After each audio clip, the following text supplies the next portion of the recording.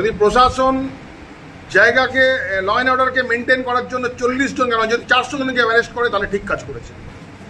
আসানসোলে আমি এই রকম ভাবে কোনো জিনিস এই রকম অশান্তি বরদাস্ত করব না। उत्तर विधानसभा में जिस तरीके से भाई मोहम्मद से जीत होने के बाद आपको बता दें कि विधायक कृष्णेंदु मुखर्जी ने प्रेस कॉन्फ्रेंस कर सभी चीज़ों को लेकर उन्होंने प्रेस कॉन्फ्रेंस में पत्रकारों को साफ तौर पे कहा कि किसी भी भारतीय जनता पार्टी के कार्यकर्ता हो या कोई भी आम जनता हो, किसी भी तरह की अगर हिंसाजनक घटना घटाएगी तो उसे बख्शा नहीं जाएगा।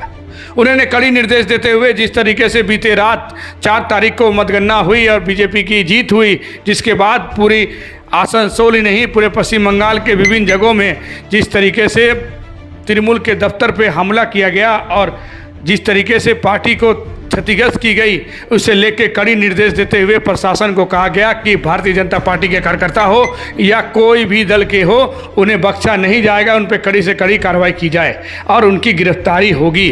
आपको बता दें कि इन सभी मुद्दाओं को लेकर प्रेस वार्ता की गई। आइए आपको सुनाते हैं कि कृष्णेंदु मुखर्जी ने क्या कुछ कहा। বিভিন্ন বিরোধী দলের পার্টি অফিস, তৃণমূল কংগ্রেসের পার্টি অফিস, কংগ্রেসের পার্টি অফিস, সিপিএম এর পার্টি অফিস ভাঙচুর হচ্ছে, সেই অফিসগুলোকে দখল করা হচ্ছে। এটা কোনো এক শ্রেণীর দুষ্কৃতী ভারতীয় জনতা পার্টির মধ্যে মিশে, ভারতীয় জনতা পার্টির ভিড়ে মিশে তারা এই জিনিস করছে। কিছু অত্যুৎসাহী জনতা, এরা ভারতীয় জনতা পার্টির কেউ না। ভারতীয় জনতা পার্টির ইনস্ট্রাকশন আছে কোনো পোস্টপোল ভায়োলেন্স হবে না। কালকে রাত 3টে পর্যন্ত আমি রাস্তার বাইরে ছিলাম, বাড়ির বাইরে ছিলাম, রাস্তায় ছিলাম।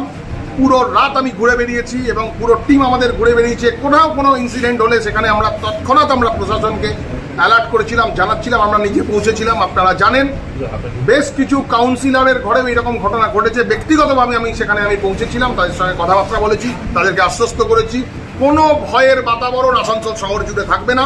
কালকে প্রশাসন জায়গাকে ল অ্যান্ড অর্ডারকে মেনটেন করার জন্য 40 জন কেন যদি 400 জনকে অ্যারেস্ট করে তাহলে ঠিক কাজ করেছে।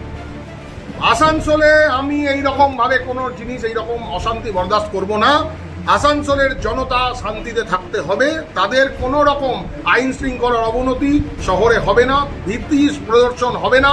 সাধারণ মানুষ সুন্দরভাবে নিশ্চিন্তে রাস্তাঘাটে চলাফেরা করবে। কোনো রকম ভায়োলেন্স এই জিনিস আমরা মানব না, এই জিনিস আমরা করতে দেব না।